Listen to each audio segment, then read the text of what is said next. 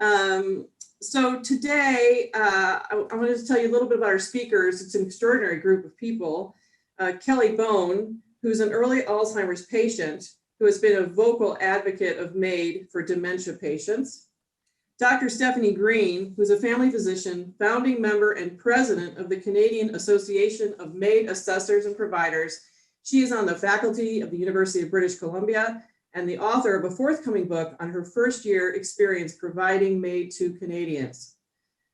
We have Barry Price, who's the president of the Hemlock Society of San Diego Board of Directors, and he's going to talk a little bit about dementia options in the United States.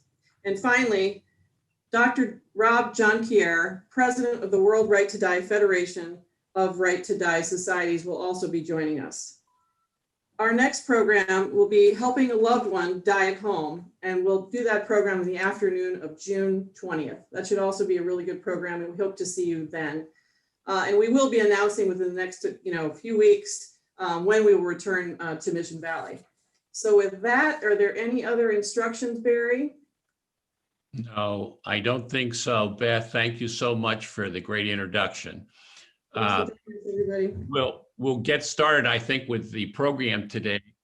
There are at least 3 or 4 of us talking today, but mine's the easiest portion of all that presentation, I think, because I'm charged with talking about the options for people diagnosed with Alzheimer's in the United States. And as many of you know, there's not a lot of great options for people diagnosed with dementia in the United States. In case, getting back to the issue at hand, like I said, my task is a pretty easy one. I'm talking about options for people in the United States diagnosed with dementia, and there are not a whole lot of great options. And of course, there are a lot of people with Alzheimer's in this country. The Alzheimer's Association says we've got 6 million people in the country with Alzheimer's, and in California alone, we've got 700,000.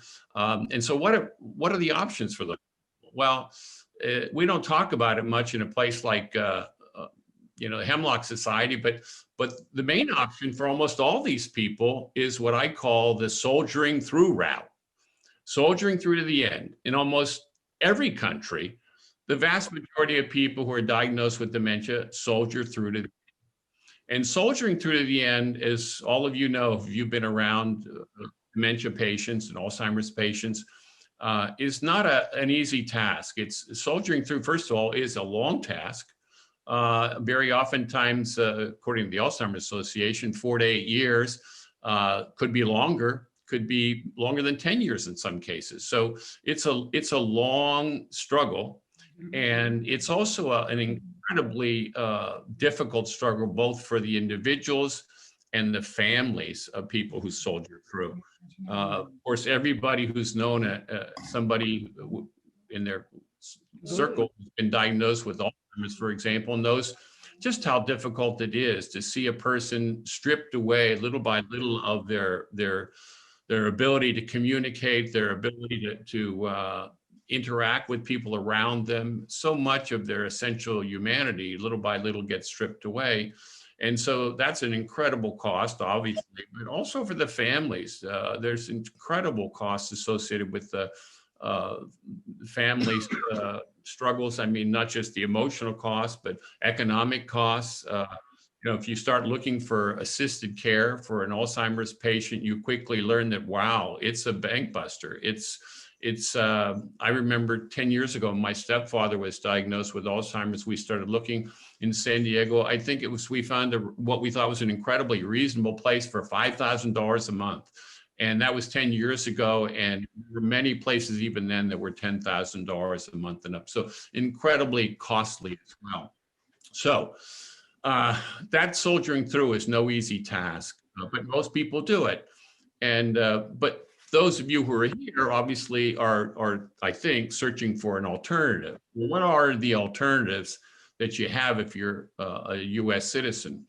Well, one we never talk about in Hemlock, but one that happens all the time, and we ought to say just a word about it, is some people just react in some kind of in some ways irrational, violent, spasm, and commit some kind of violent suicidal act. I mean, we We know, for example, that there was a very interesting study in the Journal of American Medical Association that showed just last month that people who get an early Alzheimer's diagnosis are 73% more likely to commit suicide than those who don't.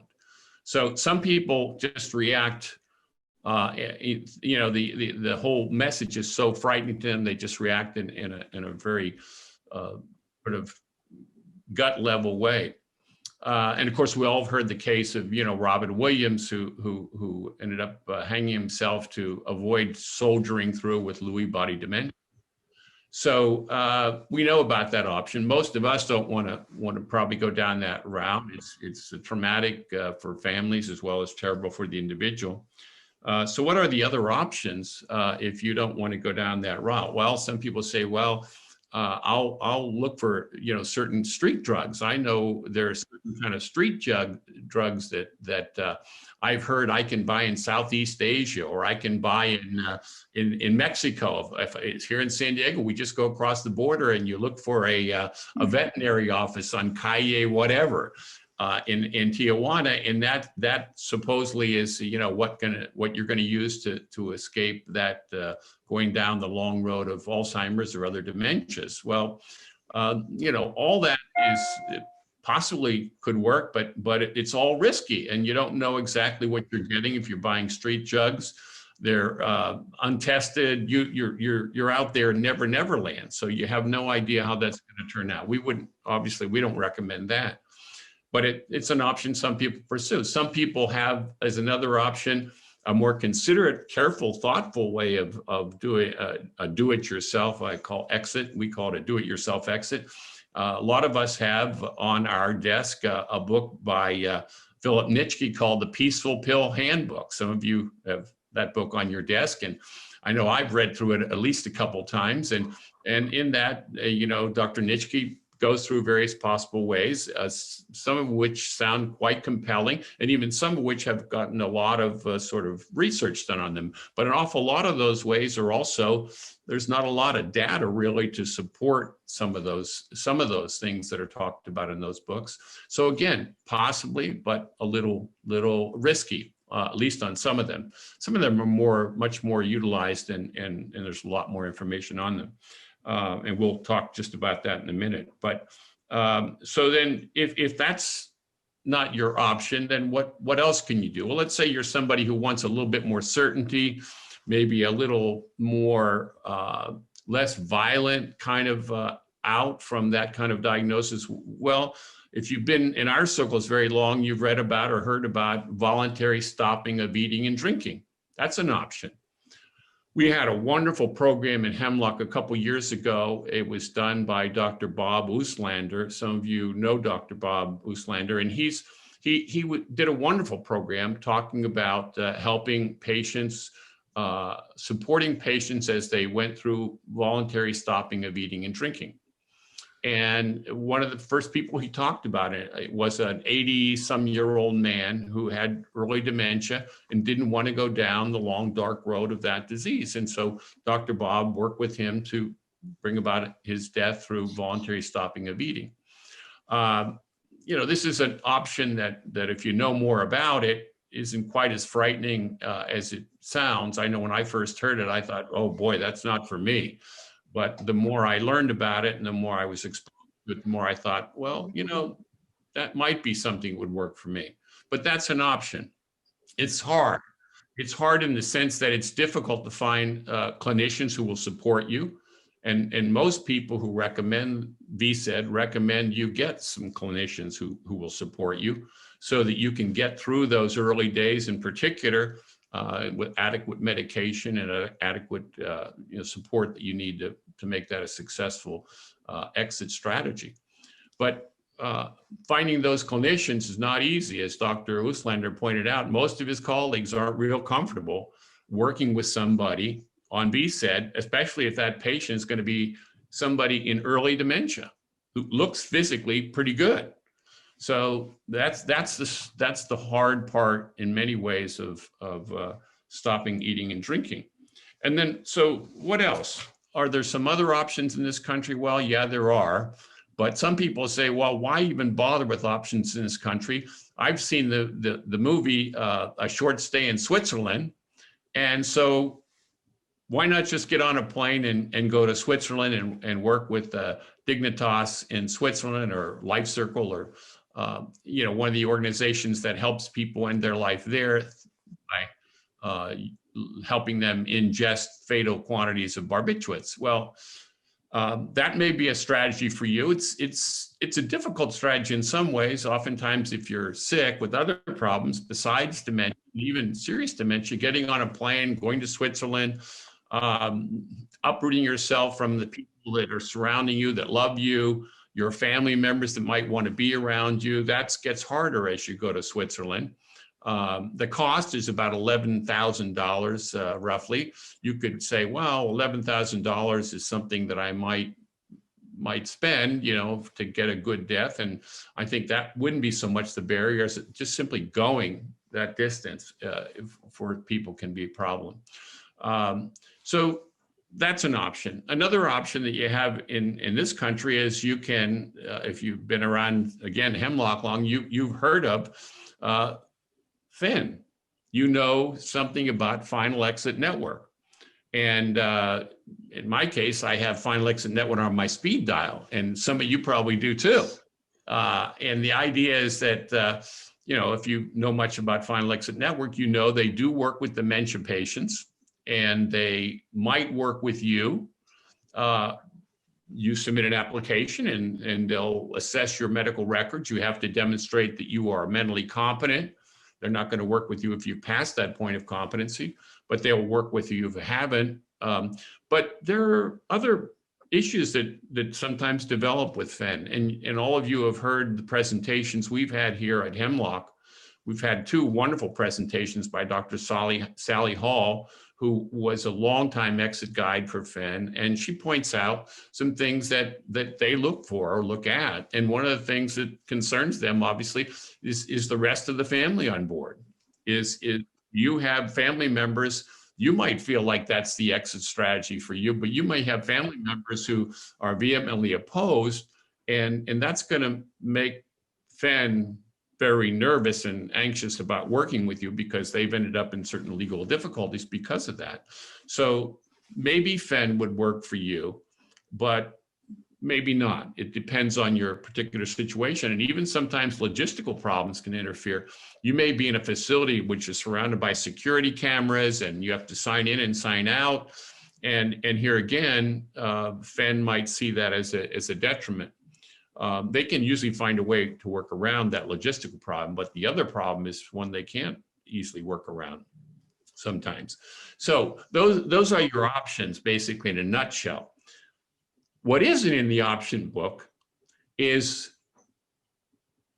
what? Medical aid in dying. Everyone knows now, at least everyone in this circle knows, that there are 10 or so states now in the US that have medical aid in dying laws. They're very much like the End of Life Option Act that we have here in California. They are wonderful acts. Many of us, all of us support those acts, I'm sure. Many of us have worked to promote those acts and get them passed, but they are very, very limiting, and they do not, in fact, give much hope at all for somebody dealing with dementia. And that's going to be a lot of us. If you look at some of the data that's coming out now, it looks as though by the time one is 85 years old, 1 in 3 of us is going to have some kind of dementia diagnosis or signs of dementia. That's 1 in 3. The problem is those medical aid in dying laws are really have a catch-22 written into them for dementia patients. Because why? Because if you're diagnosed with early dementia, you can't qualify for those laws because why? You're not within 6 months of dying. You could live a number of years, so you don't qualify because you're not within 6 months of dying. On the other hand, what happens if you're within 6 months of dying and you have one of these dementias is that you're what? You're not competent, mentally competent any longer. So it's a catch-22 that's written into those end-of-life option acts. that we see in most of our states. So we don't have that, unfortunately. And that's the sad reality that one of our guests, Kelly Bone, has been screaming about really for the last couple years. And if any of you have had the pleasure of seeing her videos on the internet and other interviews that she's done, you realize just how upset and why she's so upset. Kelly is a person diagnosed with early Alzheimer's a couple years ago, and she's run into this brick wall that we just talked about, the catch-22 that's written into the End-of-Life Option Act and others, and other kinds of acts in the other states. So rather than just have her jump in right now, we're going to play a short little video of hers we came across on the internet. It's a wonderful video where she expresses this sentiment. And then she's going to be able to answer some questions that you have for her. And we'll take a few minutes to answer any questions, anything I've said and anything that she said. And then we'll go on to our next program component. But let's first, Pam, if you can show the film that we have queued up here.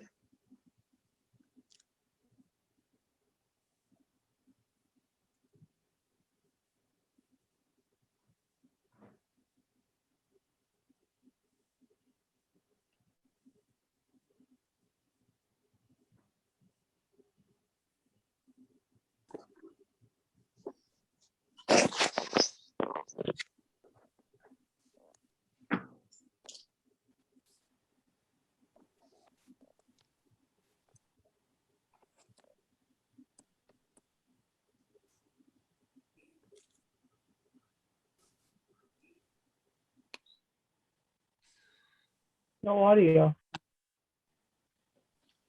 Decided that I would have the genetic testing done.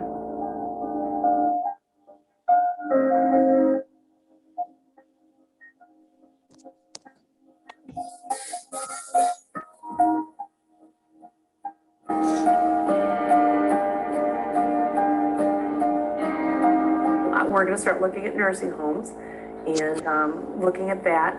My preference would be, quite honestly, not to go into a nursing home. My preference would be to be able to do dying with dignity and do assisted suicide. But unfortunately, that's not available in the United States for people with Parkinson's, Lou Gehrig's disease, and Alzheimer's. And that's really unfortunate, because if I had cancer or any of these other diseases, a brain tumor, things like that, I'd be able to die. And I just think it's unfair that I'm in this situation that I can't do that. The reason they don't allow people with Alzheimer's or cognitive disorders to do that is because we have to be able to make the decision to do it, and then we have to be able to, in many cases, administer it ourselves. And so you have to have the cognition about you so you can do that. Quite frankly, I think that's unfair, because if it's a cancer patient or something like that, you know, they can give them morphine and things like that and then allow them to pass away, but I can't have that opportunity. And I don't know why at 58 years old, I can't walk into a attorney's office and have my doctor's paperwork that says, yes, she's got a terminal illness, and at some point she's not going to be able to make this decision for herself, but right now she can. I don't know why I can't sign something saying that when I reach this cognitive state where I don't have quality life, and quality life equates to blah, blah, blah, blah, blah. Why can't I define what that is? And then why can't I, when I reach that point, my husband can't take me to that place and allow me to die with dignity. But instead, I'm going to have to go into a nursing home, and I'm going to have to waste away. And, you know, my brain's going to be dead way before I am, but I'm going to be laying there and just being a burden to him and to my family members. So I find that really freaking frustrating, and it just irritates the hell out of me that I can go to Switzerland and I can do this, but I can't do it in the United States. And I can't tell you how much of my time now I spend researching how to kill myself and how to, where I can go to do assisted suicide, because I am not suicidal at all.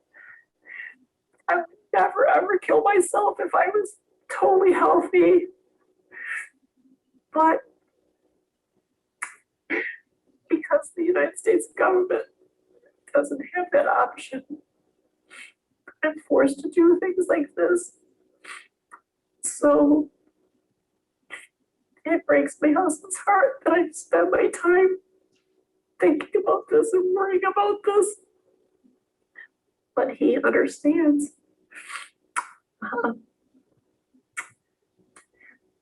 You know, my husband, he says he wants me to stay and that he'll take care of me. And I know he would because he's a really good person.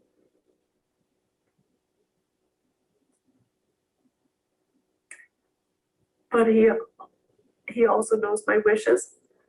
It's just unfortunate that I'm put in this situation, you know, and I read all the time about how more people are dying from Alzheimer's than they are from cancer and things like that. And there's no cures out there, and the medications that they have really don't help. It's really just a Band-Aid. So, you know, it's really interesting that you can have cancer and you can go through surgery and you can take medications, go through chemotherapy, and you can survive cancer. But I can't survive Alzheimer's because there's nothing that'll allow me to survive Alzheimer's. You know, it takes forever to get something approved by the FDA. I don't have forever. I don't qualify for any experimental treatment because of my pacemaker and that it's not MRI compatible, and because I had cancer. And so I don't have any other hope other than finding a cure.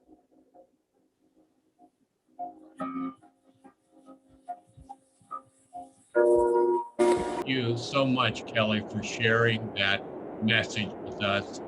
It takes such courage to do that, and it's just so impressive to see somebody with that kind of courage. And I just can't say, you know, how much I appreciate it.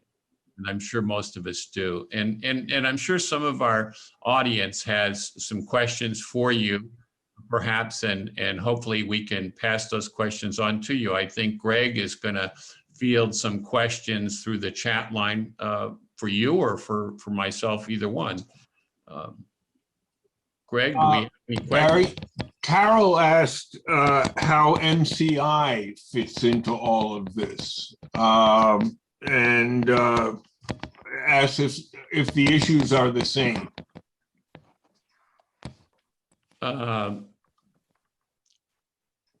Well, by MCI, you mean mild cognitive impairment? Is that, well, is, you know, this is something probably for a medical doctor who could talk about that, but MCI obviously is mild cognitive impairment, and, you know, people who are diagnosed with mild cognitive impairment, you know, a number of them will go on to get dementia, but not all of them will go on to get dementia. And that's what makes, I think, you know, Alzheimer's a difficult situation, because in the early stages, people do have mild cognitive impairment, but, you know, they can still look and do and really have almost close to a normal life with certain kinds of support in place. And so it's when you start, you know, moving down that trajectory that things become more difficult, when you become moderately impaired or severely impaired. You know, I think we'll have, you know, that's a good question. And I'm sure that Dr. Stephanie Green can say a few words about that as well. But yes, MCI would be something that, you know, we'd be thinking about in terms of, possibly in terms of dementia. Any other questions, Greg? I think the other question was solved. The question was whether a FEN is state specific, or do they generally provide aid to people in any state?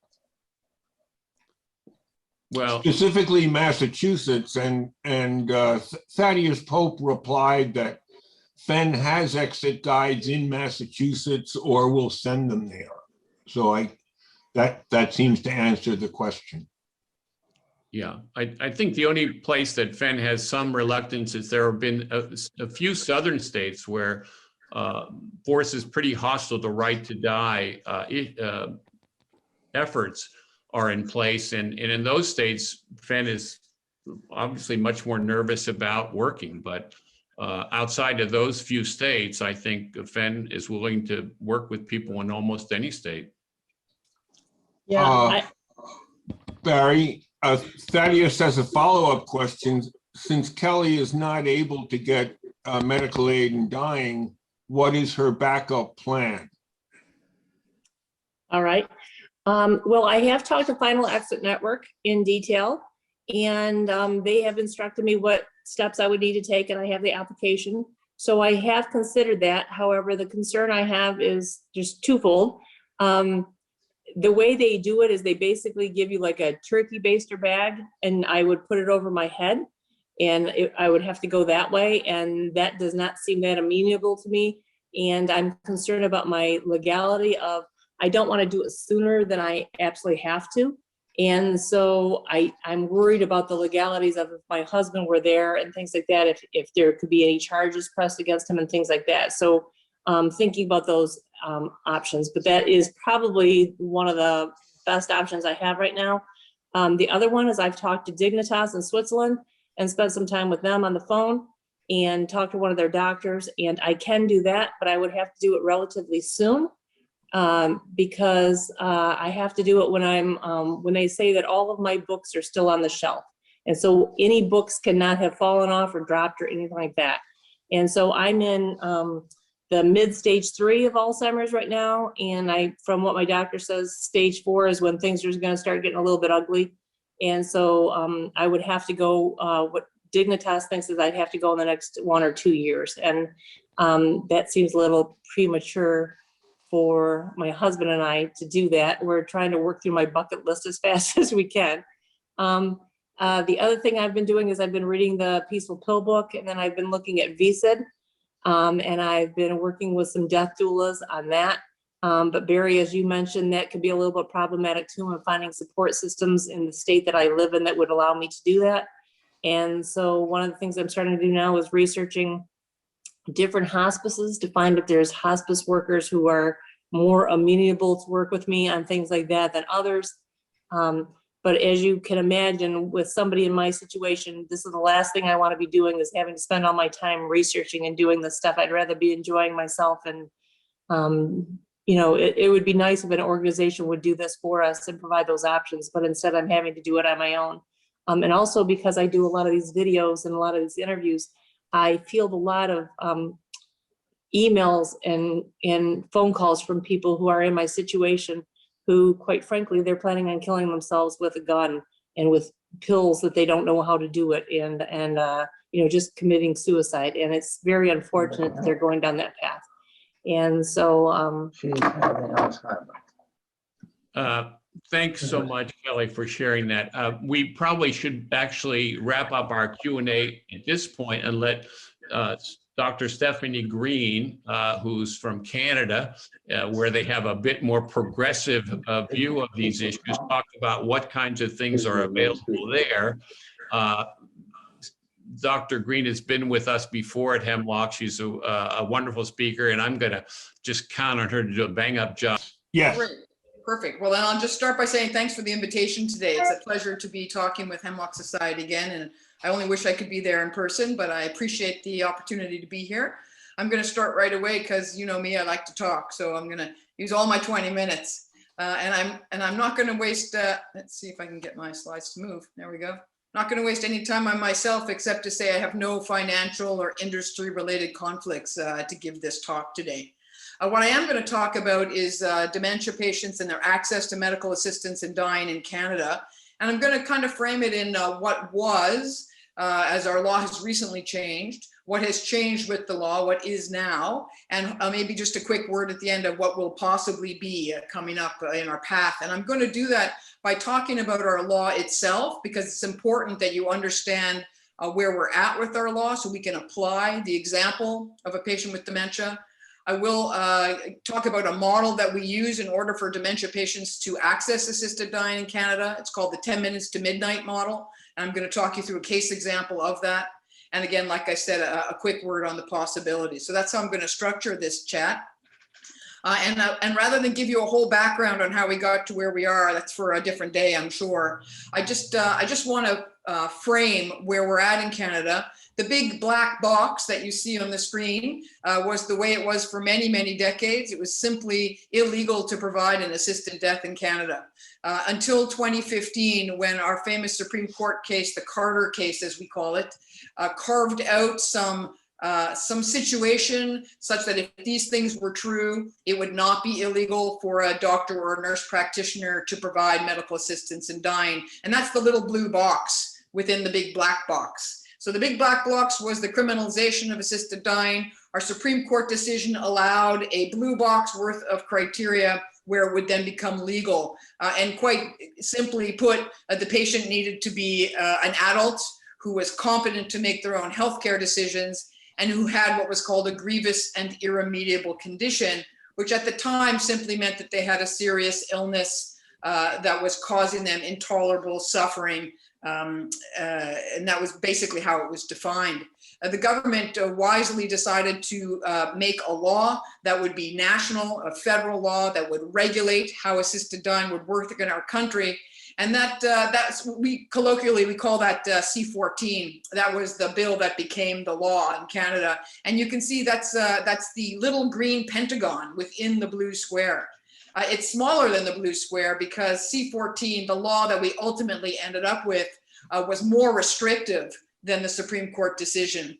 And I won't go through the details of that law, except to tell you one of the most important restrictions that was added into the law, into C-14, the reason it's smaller than the blue box, is that it introduced the notion that a patient's natural death needed to be what was called reasonably foreseeable.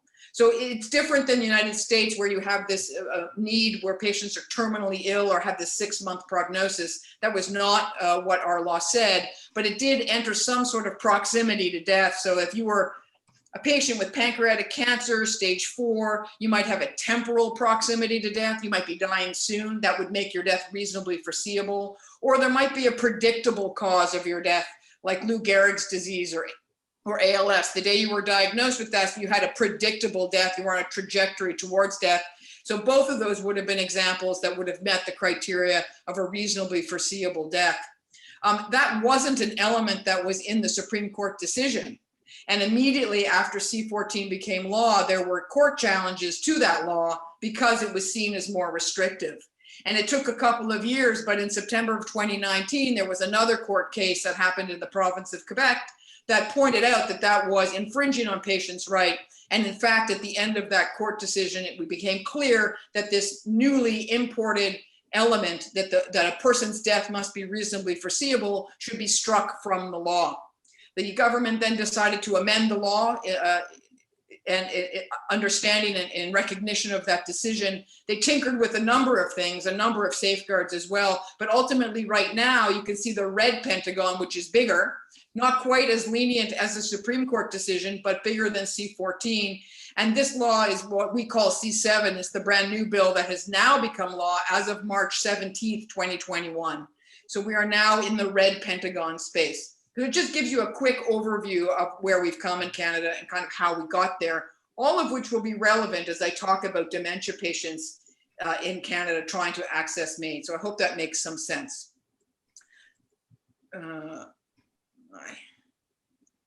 Unfortunately, whoop.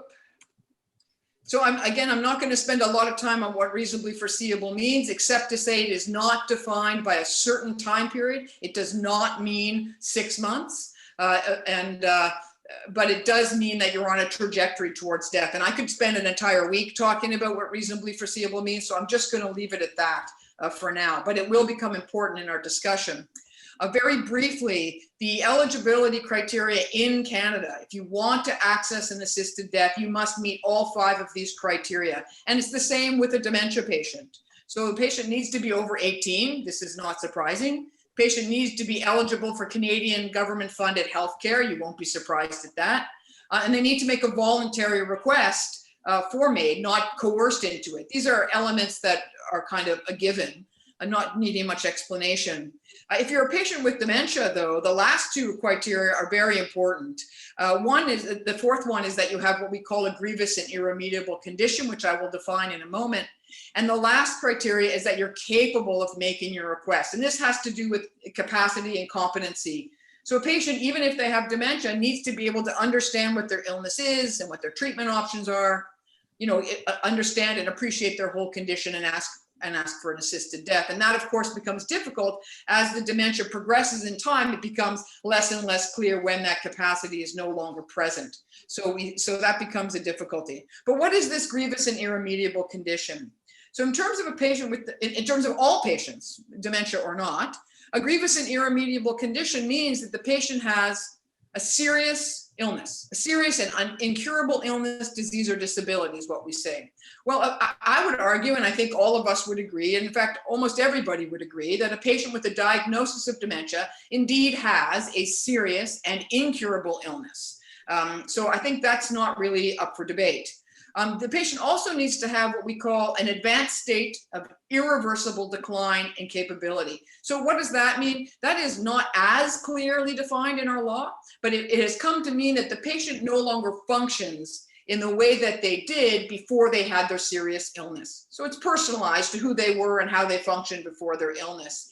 And although we can all argue about what that means and exactly what time that becomes irreversible and when it becomes an advanced state as opposed to a small state, one thing I think everybody on all sides of this issue can probably agree is that if there's a patient with dementia, if they have become incapable of making their own healthcare decisions, if they have gone so far down the road of cognitive decline that they cannot make their own decisions for themselves, I think we can all agree that is an advanced state of irreversible decline in capacity. And what I would argue with you today, and what we'll get into a bit more, is that the moment before that happened is also an advanced state of irreversible decline. And we can argue about at which point that time starts. But I'm going to suggest that in the very few months right before a patient is about to lose that capacity to make their own healthcare decisions, that they are still capable, but still in an advanced state of irreversible decline. And we're going to come back and talk about that. Also, every patient in Canada who wants an assisted death needs to be what we say suffering, enduring suffering that is intolerable to them.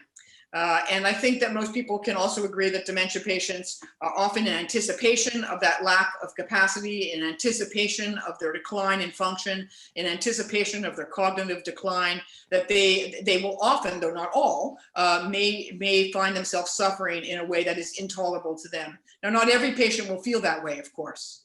So we're going to talk about dementia patients in general, but of course, not every patient will be the same. Everybody's quite individual. And so just to summarize, in Canada, if you want to have an assisted death, you need to meet all of these eligibility criteria.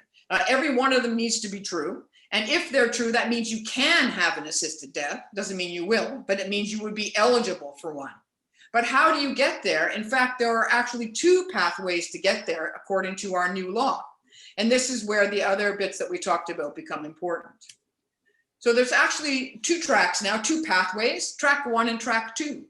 And what decides which track you go down and what's the difference in the two tracks? Well, the safeguards built around what happens in these pathways are very, very different.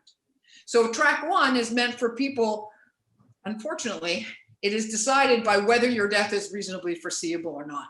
So to be very clear, you do not need to have a death that is reasonably foreseeable in order to access an assisted death in Canada. But if your death is reasonably foreseeable or not, will decide which pathway you get to your assisted death. So if you're the pancreatic cancer patient with stage 4 cancer, and it's clear that in the next 3 to 6 months you're likely to die, you're going to be on what we call track 1. And the safeguards around track 1 are fairly minimal. You need to make a written request. It needs to be witnessed. It's fairly minimal requirements. But if your death is not reasonably foreseeable, let's say you're someone with a chronic pain condition that's been there for 20 years, or you're someone with maybe fibromyalgia and you're suffering intolerably. In Canada today, you are now able to apply for an assisted death, even if your death is not reasonably foreseeable. But the safeguards are wrapped around that are more cumbersome. There's a minimum 90-day assessment period. There needs to be a person with expertise involved in your assessment. There needs to be an offer of other resources. There's a number of other things that need to happen, but the eligibility criteria are still the same. And so what I'm gonna put out to you is that I believe, and I believe many of the providers in Canada that I work with believe, although it is not universal, that a diagnosis of dementia means that your natural death is reasonably foreseeable. In fact, you're on a pathway, a predictable trajectory towards death. Most people will tell you, if you look at the data, that everybody is different and every case is very individual, but on average, about 7 years after diagnosis is typically when someone with dementia will die of their disease or complications of it. And in my reading of the way that this clause is written in Canada, that means that their death is reasonably foreseeable. And that's important as I go through this, as what I promised you I would do, which is to talk about dementia. So how does this work? How does the patient actually access MAID if they're a patient with dementia in Canada? So this is what we did for the past 4.5 years. This is the model that I call 10 minutes to midnight. And midnight is the metaphor for when you lose your ability to make your own decisions for yourself. At midnight, instead of turning into a pumpkin, you're no longer able to make your own healthcare decisions. You've lost capacity, a time when we can all agree that you're in an advanced state of decline.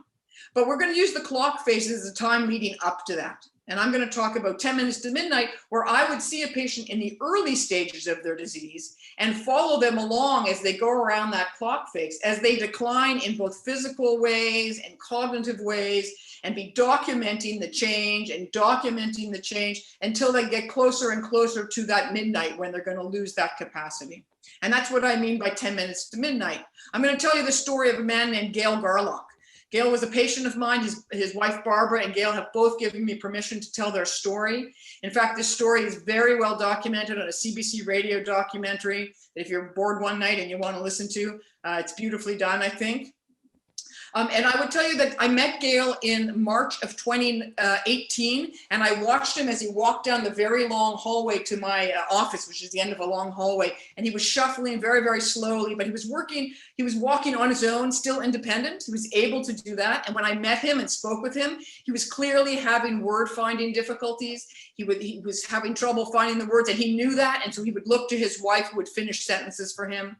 And he came to me and he told me he wanted to talk to me about assisted dying because this was, he had a diagnosis and he wanted to explain to me why this was important.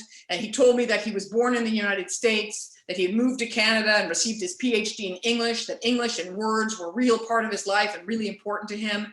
He couldn't get a job, of course, so he went into library sciences and quickly had a job and a career that he spent his whole life at the University of Toronto as an academic and working in academia. He's very, very proud of his work. He had a 50-year marriage to Barbara. He had 3 sons and 5 grandchildren.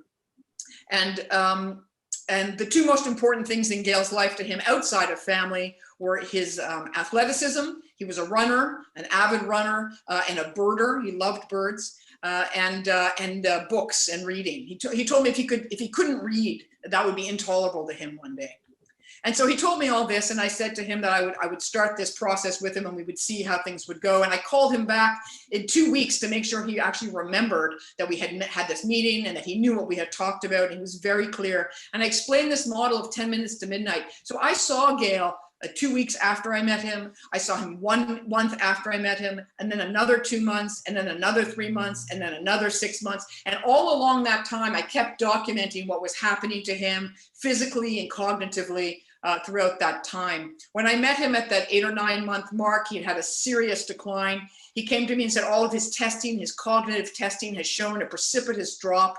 He could no longer read at that time. He could no longer recognize a bird in a tree. That really upset him. He could no longer play with his grandchildren physically on the floor. And he couldn't continue on a conversation with his family or his friends because by the time he found the words that he wanted to say, the conversation had already moved on.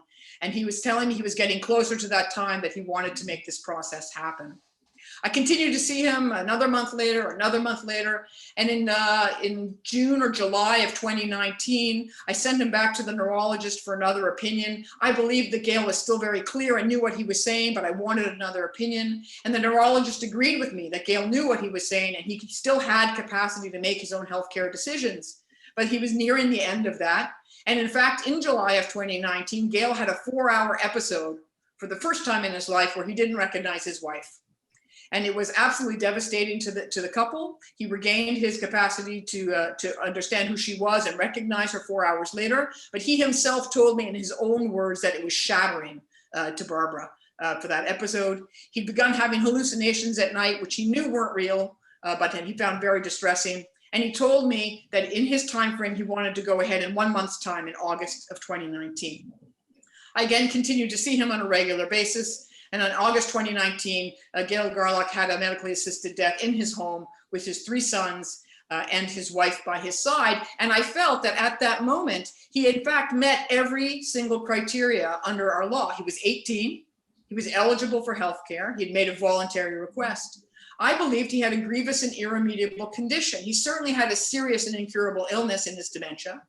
I believed at that moment he was 10 minutes to midnight. He was imminently about to lose his capacity to make decisions, but he still had that capacity. So he was in an advanced state of decline. He was certainly suffering intolerably, in his own words, and he had that capacity. So this isn't true for every patient, but for Gail, I believe he met all these criteria and I was able to help him. So that is how we in Canada approach the situation of dementia patients trying to access MAID. Now, what's changed in our new law? Well, I talked about the 2 pathways. What's important here is what I said before, is that I believe that Gail's diagnosis meant that his death was reasonably foreseeable. So this was not the pathway at the time. There was no 2 pathways. It was just yes or no. And I helped him, meaning I believed that his death was reasonably foreseeable. Under our new law, I would put Gail on track 1.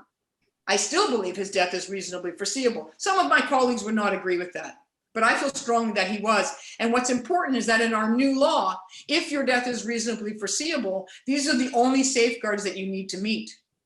To make a written request, that request is witnessed, that you see 2 doctors or 2 clinicians, a doctor or a nurse practitioner, and although you're supposed to give consent immediately prior to receiving your medication, there is something now called a waiver of final consent, which is available if you're on this path only, not if you're on track 2, but if you're on track 1, which is where I would put someone like Gail.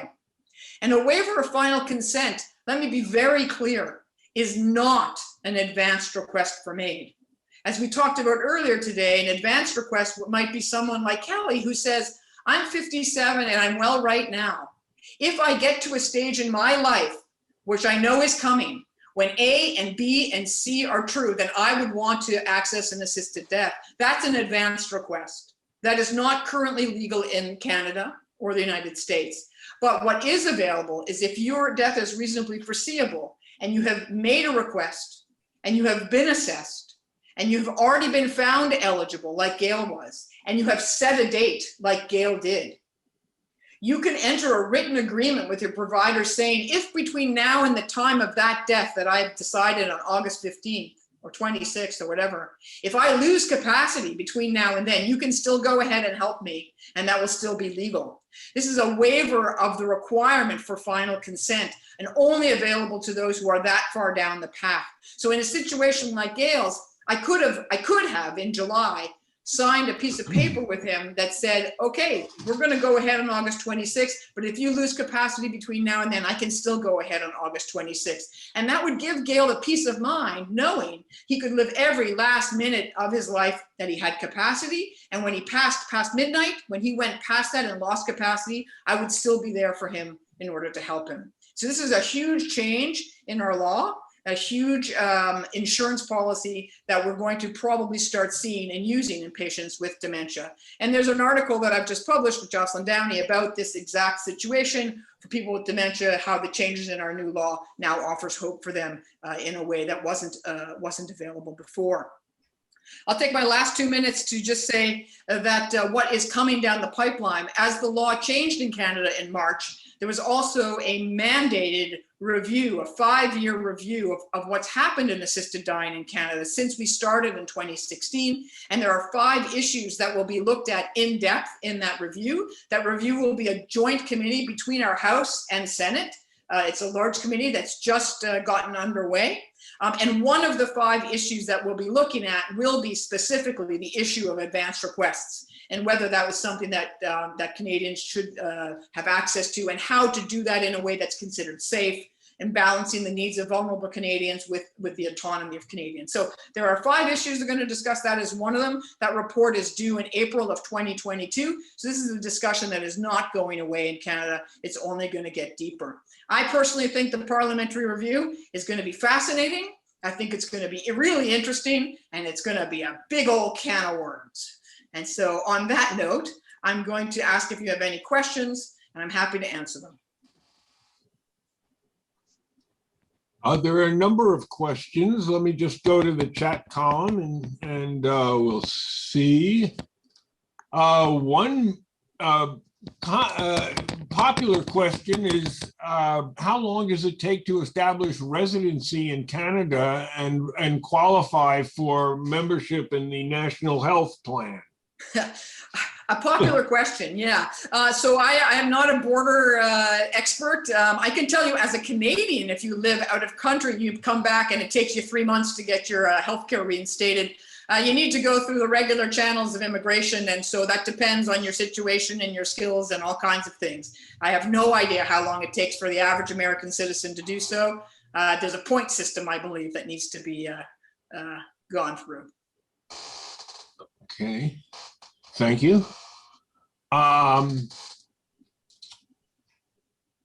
Is there a movement to get something like this Canadian law in the United States? I guess that's a question for everyone. Barry? Well, I guess it's pretty clear from my introductory comments maybe that no, there is no such movement afoot. The greatest success we've had in this country is one that started back in the late 1990s in Oregon, where you had a state that passed legislation which allowed essentially the right to die for people who were within 6 months. Their death was within 6 months. We have no organization in this country today of any significance size other than the Hemlock Society advocating for and spending the kind of resources that it will take to move this country to anywhere near the place that Canada is or some of the other more progressive countries are in Western Europe. Unfortunately, we hope that in our own efforts, we are doing something to move us in that direction. And anybody who wants to help us in that effort, please contact us. We have things you can do to help. I would point out that's interesting that the United States, until very recently, was kind of alone in its stance about requiring a terminal diagnosis. Certainly the countries in Europe and Canada were not built as end-of-life regimes necessarily. I mean, that seems to be something that's an element of one of the factors, but they're based primarily on suffering, on patient-centered care, on suffering. The US versions, all the different states, seem to be all based on the original Oregon model, which was based on terminal diagnosis. So you were quite unique in that, unfortunately. Other countries have now come on board. Australia has adopted that same plan. New Zealand a little bit in between, but the US is a bit of a standout that way. And I think that's a little bit unfortunate, perhaps. Barry, I'd like to add too that I'm very active in the Alzheimer's Association, and I help facilitate some of their support group meetings. I help, I raise a lot of money for them. I go and speak to senators and governors and people like that on their behalf. However, as an advocate for them, we are instructed with a specific script we have to follow. And they have concerns about me specifically now because I'm so vocal about this topic. And it is a taboo topic in their mind. They do not want to support it. They don't think it's the appropriate thing to do. There could be no mention of it, which is really unfortunate. It's unfortunate because they're the ones that have the governors and the senators' ears and things like that. And they could really help So like when I go, like tomorrow, I have a meeting with the senator at 2 o'clock. I have a very specific script of what I'm supposed to talk about. And it's really about stuff to help caregivers. They are not very focused on the actual patient. It's more caregiver specific. So it's unfortunate. I would just point out, Kelly, and I think you might find it interesting that the Alzheimer's, the National Alzheimer's Group in Canada has issued their own comments about medical assistance in dying and dementia patients that they're quite open to the idea of supporting their patients who wish to go down that path. It's a stark difference from what you're describing, and I wonder if there can be liaison between the national Alzheimer's groups to help soften that kind of stance. Yeah, that would be awesome. Thaddeus Pope asks, why do some clinicians think the death of dementia patients is not reasonably foreseeable despite being predictable? Yeah, it's a great question, and clinicians argue about this all the time. There are certainly clinicians in Canada who are more conservative in their interpretation of the definition of reasonably foreseeable, despite us knowing after 4.5 years and despite court cases that have helped interpret reasonably foreseeable, there are still those out there who now see a secondary path and say, well, maybe, this patient, it might be a couple of years before they die. I'm not personally comfortable, they would say, with putting the patient on a track that says their death is reasonably foreseeable. I'm going to put them on track 2. They can still access medical assistance dying. They just have to go through more hoops and valleys. In truth, there's some truth in that they can still access MAID, but the waiver of final consent wouldn't be open to them. So I would forcibly argue against that idea. And our organization works very hard to standardize the approach and interpretation to what reasonably foreseeable means so that all the clinicians will hopefully agree that these patients can be put on track 1 and take advantage of that waiver of final consent. But it's a comfort level. Some clinicians are just newer to the work. They're just less experienced. They're just scared. They're worried that if they get it wrong, they might be liable. I think comfort comes with community and experience. Stephanie, a follow-up question from Thaddeus. In other words, can the waiver of final consent be a workable sort of advance request? So there's a lot of discussion about that. The waiver of final consent is brand new, so we're all just learning how to use it. The truth is, we know it's not intended for that. The intention is for you have to understand the original intention for the waiver of final consent is the Audrey Parker, the person who has cancer, who now has a brain metastasis, who, has set their date, but is at risk of losing capacity. And this is a way that, so if I'm a clinician and I walk into the room on a planned death and I find my patient unrousable because of an unexpected bleed or an unexpected high dose of medication that has made them unrousable, that, that we don't walk out and not help them. It is a horrible situation that was happening across the country. The fact that we can use this waiver with dementia patients is a real bonus. I think that the government probably meant to close off that loophole so that it couldn't be constantly renewed and used in that way. But legally speaking, Thaddeus Pope, you're the legal scholar. I mean, certainly the waiver of final consent can be used repeatedly. If a patient gets to a place where they've planned their death and they find that they still have capacity and want to extend that another 6 months, they could sign a new waiver 6 months out and keep doing that. Not the intention of the law, but certainly seems legal by the way it's written.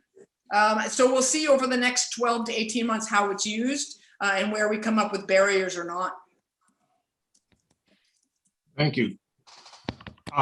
Stanley Terman asks, has the research on attitudes in Quebec concerning advance requests by Gina Bravo helped the cause?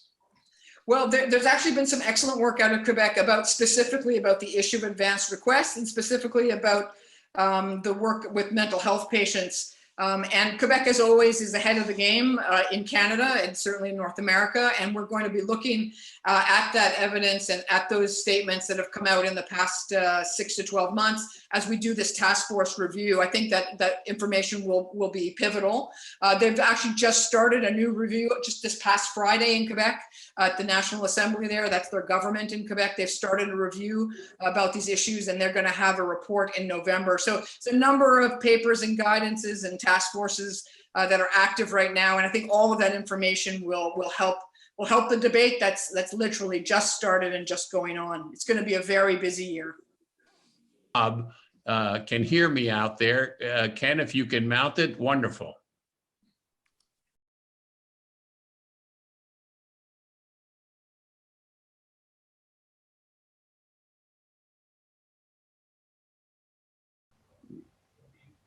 Rob, we are very happy to have you with us, and we appreciate your taking time out of your busy schedule to talk with us today about a very important subject. And our audience is very interested to know how euthanasia works in the Netherlands, particularly for people who are struggling with dementia.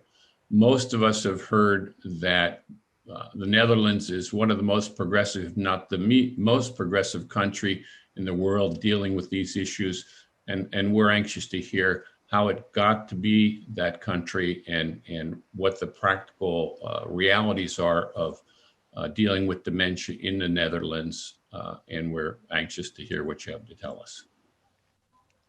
All right, thank you for inviting me and having me. I will try to tell you about this very difficult issue, even in a liberal country like the Netherlands, where euthanasia is legalized. The difficult issue about dementia and euthanasia, or medical aid in dying, or whatever you may call it. So I will try to first introduce to you the law of the Netherlands and how it works in general, but also specifically how it works for people with dementia, a loss of competence, which is the most important thing. And after that introduction, I will try to sort of paint to you what I call the practical consequences. What are the difficulties? Why is it so difficult for a dementia patient, even an early case of dementia, to have a request for euthanasia complied with? And I will close my presentation by telling you about the case, as I call it, where for the first time in our history of euthanasia law, we had a court case against a doctor who complied with the request on the basis of a advance directive, and this was a late dementia patient. So that's in this case is a good example. The essentials of this law, and I'm going to share you the screen.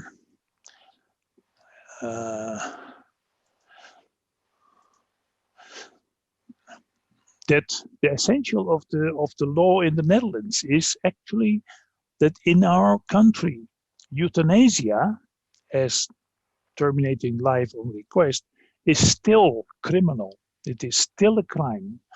But we made an article in the law which said that if it is a doctor that does it, so not a nurse or anybody else, but a doctor who does it, and if a doctor follows the criteria, then that doctor will not be punishable, and so will be free of prosecution and will not be prosecuted.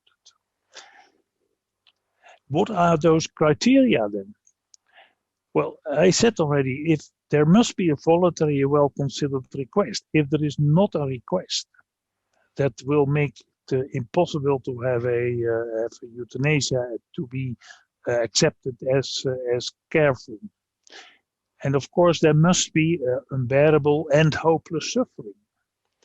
And there has to be an obligatory consultation, a second independent doctor, a scan doctor. And if you perform as a doctor such a situation, then you should do it in the proper way. So, for example, in the Netherlands, you have to report your case. You have to use the golden standard for your euthanasia. So some doctors do other things. Still, of course, we have seen that in the development of the practice, the attention from physical situations went to non-physical ones, like dementia, psychiatry, and even completed life. But we're talking today about dementia. the ongoing debate, the toleration, made it possible for people to talk about dying through an act by a doctor. And of course, it turned out actually that if we look at the people at that moment, that the large majority of patients actually saw that getting demented as being the most problematic situation they wanted euthanasia for.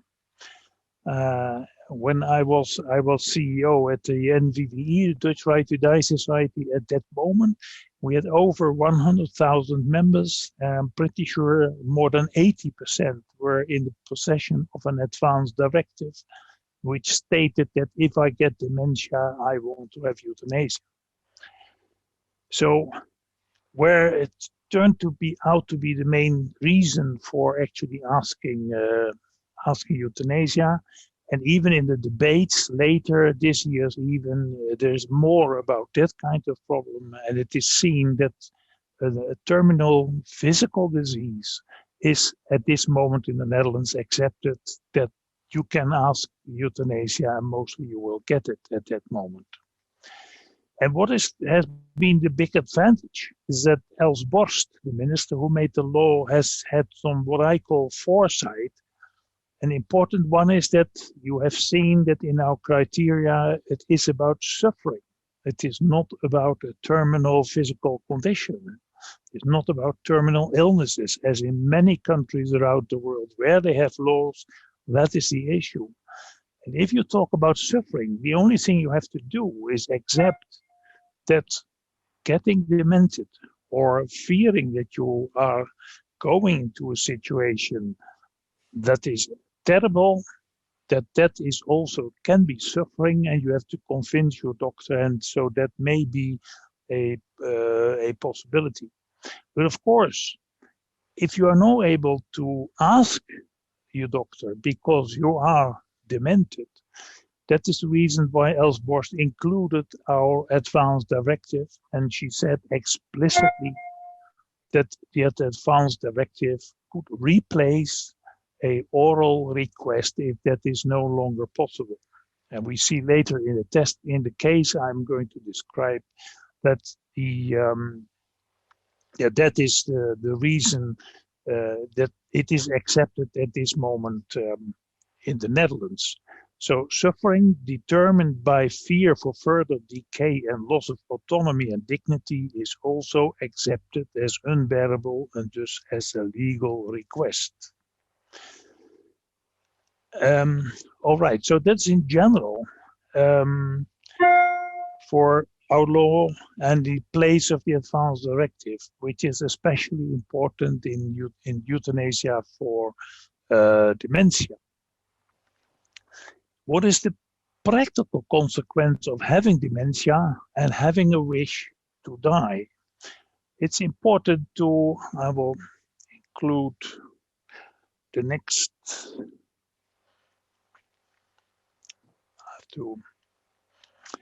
it is really important to realize that dementia, what the big problem, is not a linear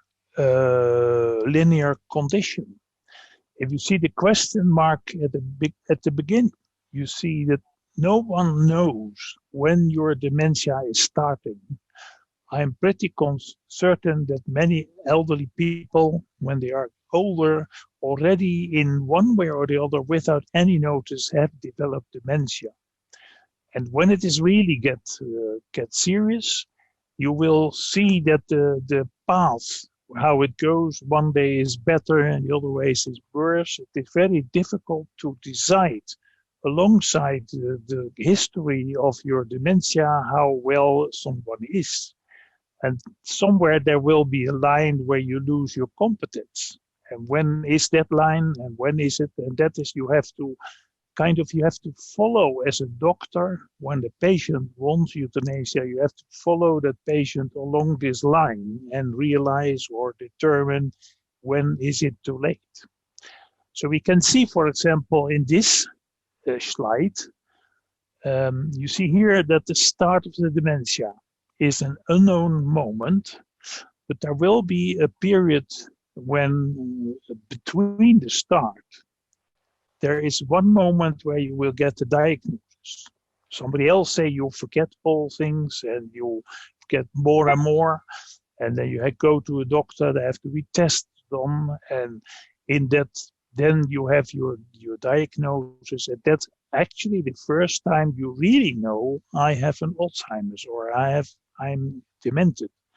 The only thing is, you know, and I presented dementia here as a straight line, but remember the line actually is kind of wobbly like this. Then you start getting down.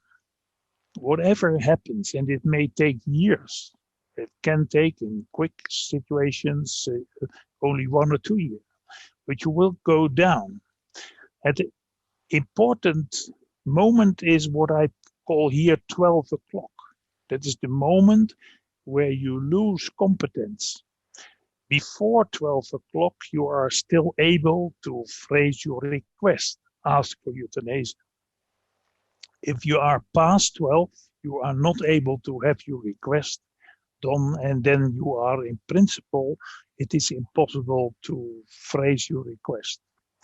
And of course, it is important then for a doctor, and that is this pink, to together with your doctor early, but certainly when the diagnosis is there, start discussion, communication, and talk about your advance directive. What is the moment you want to have your euthanasia? How are we going to do it? And we walk forward and forward and forward.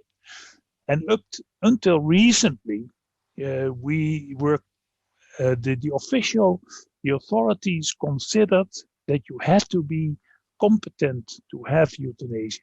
This is what we call the 10 minutes before 12 or 5 minutes before 12, where you still can say, if the doctor asks, is this what you want? You can say, yes, this is what I want.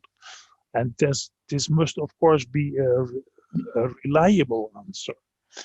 And nowadays, we have the new developments where we, even if we are past 12, only 5 or 10 minutes past 12, we can use the advance directive to comply with request. It is around this period where the big problems exist. And of course, as soon as you have a diagnosis, you can ask for euthanasia. And as I said, fear for further decay can be an unbearable suffering situation. But you also can imagine that you are here quite healthy. You see your grandchildren, you are still enjoying life, doing all kinds of things. So it is very difficult for a doctor to make a decision there to give you the injection to terminate your life. So whatever you are, in which period of the dementia, there is very important that you have a good communication with your doctor, and not only a instantaneous communication today, but you have to have one already for a period of time and develop that relationship, and then together come to the point where you can say, well, this is the moment where we can comply with the request. And if you write down, and that is a second problem, it is very difficult. The review committees actually require for an advance directive to, as precisely as possible, describe when and where and how and why. So, for example, saying I want euthanasia if I do not recognize my grandchildren is not considered to be sufficient. You have to write more precise, what is the situation, your life condition, that you consider to be not in good order for your normal life, your life history. It is a very complicated situation. And all those communications with your doctor has to be written down in the files of because the doctor has to bring those files to the authority. Okay, so that is as you see, it is not a simple asking and complying. It is a process which can take long, and you have to grow together to a situation where both the patient, the family, and the doctor can say, we agree. I come now to the case in the Netherlands. It is for the first time in the 20-year-old history of the Dutch euthanasia law that the doctor was really prosecuted in 2016. It considered the case of late-stage dementia and an application of that euthanasia based on an advanced directive. So in this situation, the best position. It's important to mention how the system deals with what they call non-careful euthanasia. The doctor who applies the euthanasia gives the report of the case. All his details is filed to the coroner, and the coroner has to be there to certify the death officially, and the coroner forwards all details to the review committee. And the review committee will assess the case. There's a lawyer, there's an ethicist, and a doctor in the review committee. And they can decide as committee if the case was careful, if you complied with all the due care criteria, or non-careful. If the case is careful, case is closed, there's no problem for the doctor anymore. When it is not careful, the case will always be reported to the health inspecting and to the prosecutor. This happens about 5 to 10 times a year from 6,000 cases every year. Normally, both institutions just talk to the doctor, invite them for a meeting and explain and try to find out what the problems were. Mostly they were not really what I call core problems. So they will say a warning and please do next time it in a different way. And up till recently, being not careful with those core criteria, the request, the suffering, no alternatives, have led to disciplinary action or even prosecution. But now in 2016, a nursing home physician got involved in what by now is known as the coffee euthanasia, the coffee case. I will explain later why that is. That case went to court. It ended in April 2020, so it took 4 years, which is terrible for a doctor who acted out of compassion and mercy to be prosecuted before a court for 4 years. It concerns Cornelia, 65 years old. Who started with complaints of short memory in 2007, visited because of worsening that forgetfulness to her GP in 2011, so 4 years later, and this GP referred her to a geriatrician. The specialist confirmed what she was afraid of. Cornelia's mother died a horrible death of dementia in a nursing home. Cornelia had early stage Alzheimer's, 2011. Cornelia adapts to the situation, but also drafted an advanced directive with her wishes, and the prime wish was that you never wanted to be admitted to a nursing home when losing her independence makes it necessary. And she adds to the advanced directive that you want to make use of her legal right to have euthanasia, and then it comes when I myself consider the time ripe for it. That sentence has made a big problem in the whole court case. All based on her experience with her mother, of course.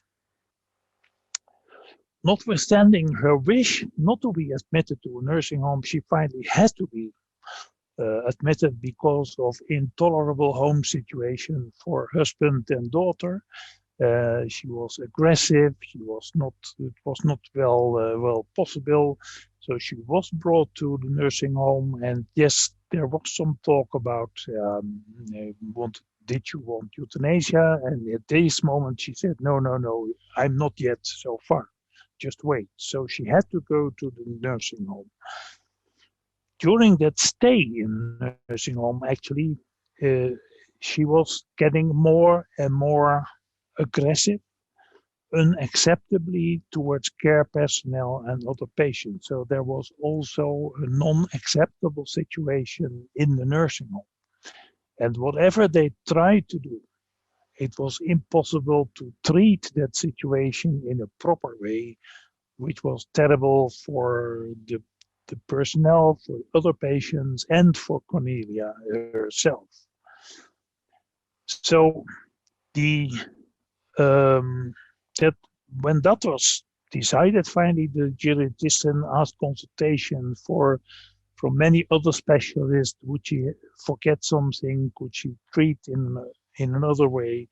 But everyone finally, and yes, of course, her husband agreed with it, that this was the time actually that Cornelia would have her euthanasia, which was in compliance with her declaration.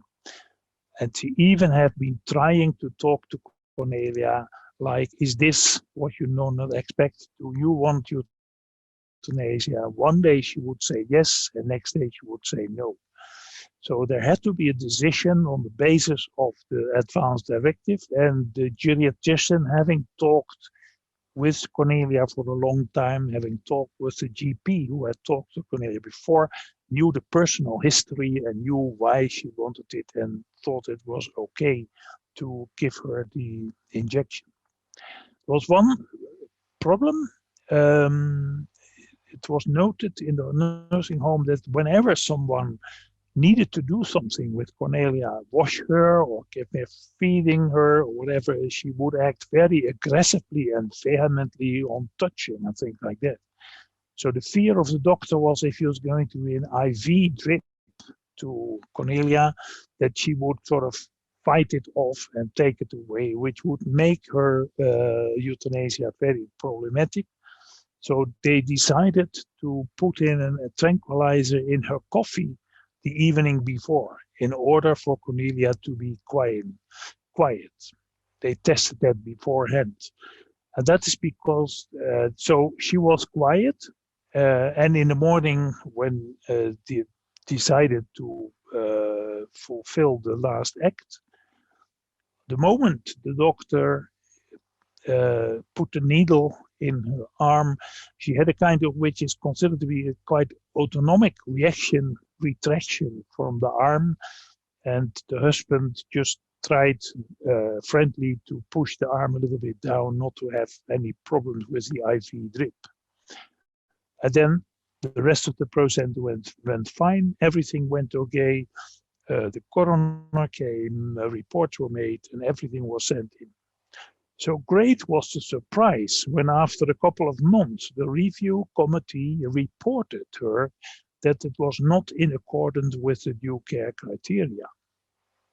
And the two reasons was the tranquilizer in the coffee. Was that good medical behavior, to tranquilize someone and taking away the possibility to say yes or no on request? And the second was the last late stage dementia and the advance directive with the sentence, when I think the time is right for it. This verdict from the review committee led finally to real actions by the health inspector. They went to the disciplinary court, and also the prosecutor who prosecuted her before the court. And it has been a long time. And one of the terrible things was that the opinion in the Netherlands was very spread. There were famous advertisements from about 200 colleagues in the Netherlands who said that this was a case of surreptitious euthanasia. They were against surreptition. And they blaming this in a big advertisement as the coffee euthanasia, as if the doctor put the tranquilizer in the coffee to make her down in order for her not to say or to say no to it. And then there started a large situation of 4 years where there were disciplinary court sessions even to the next level. And there were, of course, court cases where first the first court case said she was guilty of having complied with it, and the Court of Appeal said no, it was not. And finally, everybody went to the Supreme Court, and she was finally in April 2020. She was acquitted from all her complaints. Consequence of this is that the review committee changed their protocol. They said tranquilizing someone the evening before or in the morning before the euthanasia may be and can be a very proper medical act to make the euthanasia in a medical way possible. And they also said that a late dementia with a proper advance directive is according to the criteria and can be considered as a due care criterion. And of course, thanks to the Supreme Court, we now have actually a kind of case law situation where an advance directive has got a stronger legal position in the whole discussion.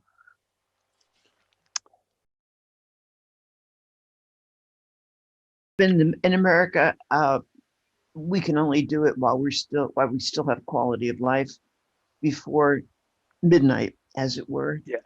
Mm-hmm. And there's something to be said for that. At least for the doctor doesn't have to go in surreptitiously and dropping tranquilizers in the coffee. If it were you, what would you prefer? Would you prefer to go to after midnight or before, as it were? I think maybe if, to be honest, I am not. I'm happy that I don't have to make that kind of decisions regularly. It is a very difficult decision. For me, it would be important to have this relation with the patient and talk to him or her regularly about how the situation is. And certainly I would prefer to try to find 12 o'clock. 12 o'clock being the moment where there are periods for the patient who still realize certainly if you have a well-known doctor, sometimes have the idea that I still do know what I'm asking for, that you are ill enough for the doctor to comply with the request and terminate the life. But yes, the current situation with the court and the review committee makes it for me possible to comply with the request on the basis of an advance directive later, after 12. But yes, of course, on the condition that I have developed that relationship and I know what the patient is willing and what I have done. So it is very difficult to make it clear. The 10 minutes before 12, which is in my scheme, was actually when only the early dementia stages were accepted as a real reason. And we are now with the last case. It is sorry for the doctor who had to do it, but for the other doctors now, it makes it possible to go after 12. Wow. And let me be clear, even after this court case, this happens maybe only 2 to 5 times a year. It is seldomly done. And that is probably because the situation already before 12 gets serious. And if you talk to numbers about that, it's about 160 to 100 per year from all 6,000 cases. So also there it is. It's what? Well, if you go for all the reported euthanasia cases, about 6,000 a year. Only 200 maximum from those 6,000 are because of early dementia. Before midnight. Yeah, long before midnight. So that's just an interesting aside. There are 6,000 cases of euthanasia a year in the Netherlands. Yeah. And out of those, about about 150 to 100 are demented patients who ask for help before they lose their capacity. Is that Yes. yeah. Yeah. We call that early dementia. And then, of course, in Chabot's study, he showed that a lot of people used voluntary stopping eating and drinking or terminal sedation or some other method that are not counted in the euthanasia statistics. You think that's still true? I think I must say, to be honest, that I do not have the numbers of Chabot very clear. I think if you talk about dementia, it may well be that the people stop eating and drinking, although that will be very difficult because then you're talking about early dementia and individuals are mostly rather healthy. So then it takes a long time to starve yourself to death. And certainly there will not be terminal sedation because terminal sedation is something you give when someone has to be sedated because of pain or whatever. So if there's a concurrent disease or something like that, that might happen, but yeah. Can I ask you, Rob, to be just a little clear? You know, you had your discussion centered around the 12 o'clock hour, and you tried to suggest that you as a doctor, you're looking for that point 10 minutes before 12, where you would find it the most sort of appropriate, optimal time to administer euthanasia. But what would that mean in terms of, you know, here, people who get diagnosed with Alzheimer's, for example, you know, they have certain characteristics that are obvious things that you see in early dementia, and then they have a moderate dementia, and then moderate to severe. Would that 10 to 12 minutes or 10 to 12 period of time, would that be what you would consider moderately to severely impaired? No, more to severely. And only after 12 you really have got this what we call the vegetative state, where the demented person is only lying in bed. But you are severely demented if you are absolutely not aware of what's happening around you, do not recognize nobody there, and as Cornelia, be very aggressive and act in a difficult position and cannot be maintained in a normal nursing home situation.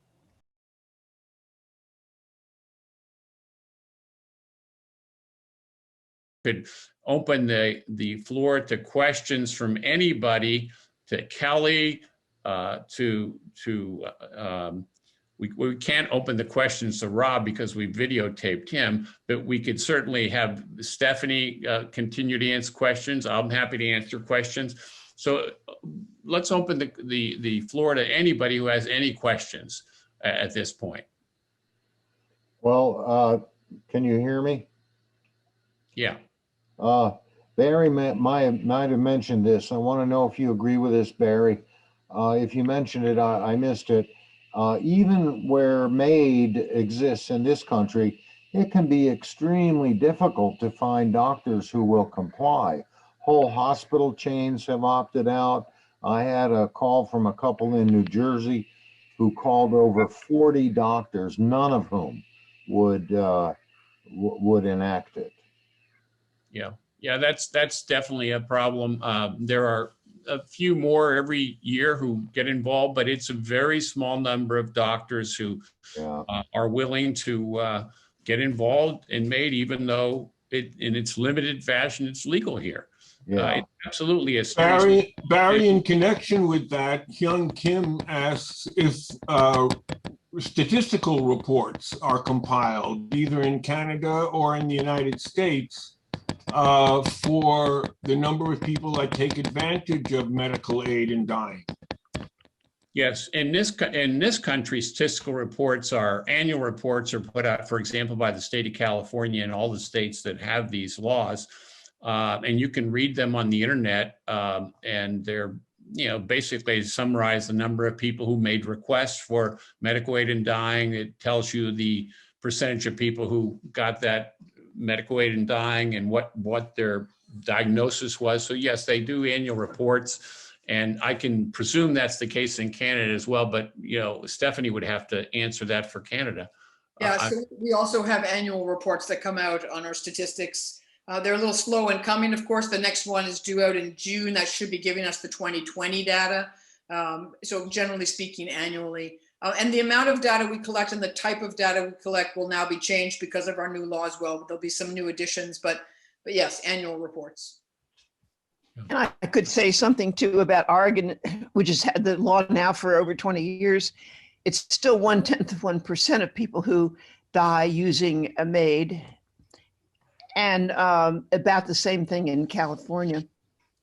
It's increasing slightly in Oregon over the years, but certainly not a very large percentage of people who die use the law.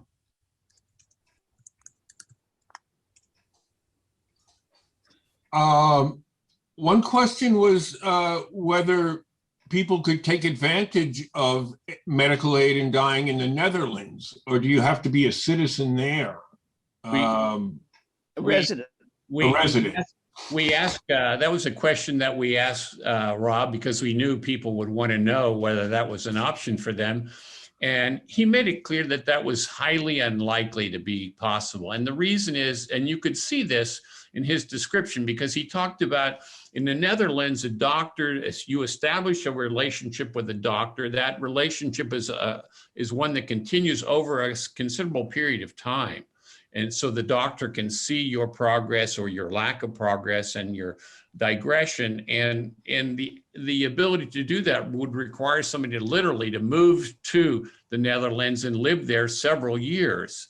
So to do that, and he made it very clear that to do that and get a doctor to work with you after you already had a diagnosis of dementia would be virtually impossible.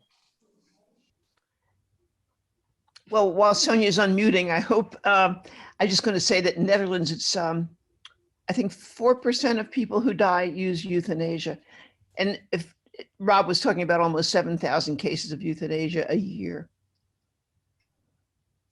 Yeah, and I think we've seen some figures before, if I remember right, somewhere in the neighborhood of 4% of deaths in the Netherlands are through euthanasia now. And I think, Stephanie, I remember you giving some figures from Canada that were in that same range, it seemed to me. But so in Canada, actually, the latest data we have from the end of 2019 shows 2% of all annual deaths in Canada are by assisted dying. It's significantly more than that in British Columbia, where I live, and much significantly more on Vancouver Island, where I live. I would just caution people that as the numbers like this come out in the next 1 to 2 years, percentages are going to become, not, in my opinion, not the best number to use data point wise. We're all going to see an increase in number of deaths annually in most countries due to COVID. So the percentage will actually be dropping. But if you look at the raw numbers are still going up. And the Netherlands are a prime example of that. Their recent numbers show the percentage going down, but their actual numbers going up. So I expect we'll see that in Canada and the US. So statistics on Vancouver Island have something to do with you, I think, Stephanie. I'd like to think so. So Sonia has her hand up, and I think she's unmuted now. Yes, I finally unmuted myself. The word competency, I mean, if someone is making arrangements to have help in dying, and they say, and they talk about competency, that may be an issue. Different people think competency is a different thing. I might say, I want to, when I say I'm no longer competent, that may vary. It may be vary in what the family thinks is competency and what the person himself or herself thinks is competency. It's an important point, if I might take that question. In fact, what we're talking about in so a couple things. The determination of whether someone is eligible, certainly in Canada, and I think in the United States as well, is determined through a clinical assessment with a a physician, or in Canada, it could be a nurse practitioner. So it's actually a clinical decision. And in medicine, we don't talk about competency, we talk about capacity. And terminology is important. Competency is mostly a legal term, and there's a definition of what makes someone competent from a legal point of view. Capacity is a medical term and has to do with the capacity to make a medical decision. And in medicine, capacity is always what we call task specific. So you don't have to be able to balance your book at the bank. You don't need to be able to fly a plane or be able to do certain things. When I'm assessing someone for their capacity to make a decision about assisted dying, it's specifically whether they have the capacity to make that particular healthcare decision. And that's broken down such that for me, what that means is they understand their illness, they know what's wrong with them, they understand their treatment options and what the pros and cons of those options are, including palliative care. They appreciate their entire situation and what happens if they have an assisted death, they die, and then what happens, what their life looks like if they don't have an assisted death. And knowing all of that information, they articulate a request to die. That makes someone who has informed consent and capacity to make this decision. That's what I'm assessing. Not what the family thinks, not what the patient thinks, not what somebody else thinks. That's the medical capacity. Any other questions? So Stephanie, what does the person have to have capacity when they actually get the euthanasia?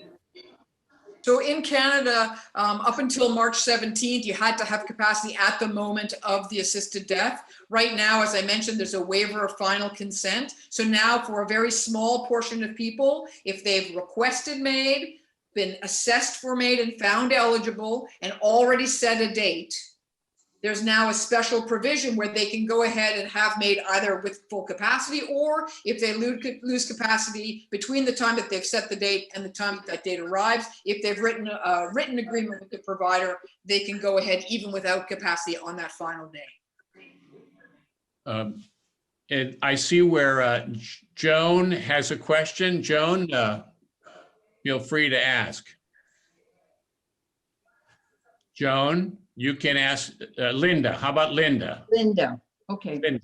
Can you hear me, folks? Yes. Okay, Dr. Green, this question, you just talked about medical capacity. Now, who is the best person to determine capacity? The doctor or the individual who's looking at his or her own mind and the way it works or is not working? Yeah, so there's two questions. One is a philosophical question and one is a legal question. And I can tell you that in Canada, it's a legal matter, and the legislation has determined that it is the physician or the nurse practitioner, it's the clinician who decides whether the patient has medical capacity or not.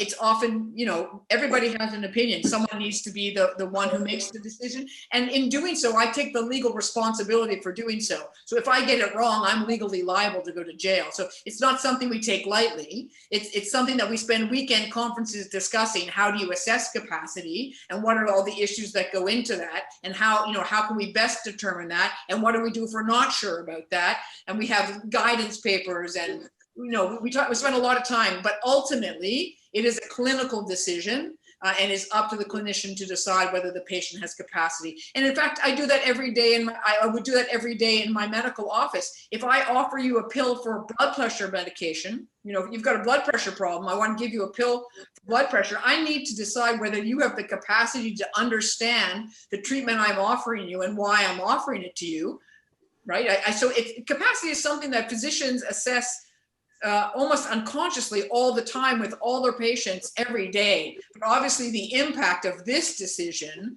for an assisted death, you know, that has a much weightier decision, but it's ultimately the same process. We're always assessing capacity when someone, you know, is given an option for medication or surgery.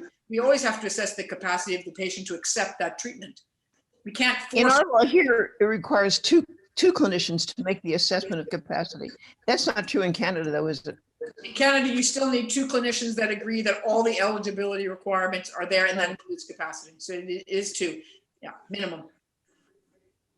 Are there any other questions? Anybody Thad, has you spoke that we've missed? Yeah, Thad Pope had a chat question. No, there are no other questions.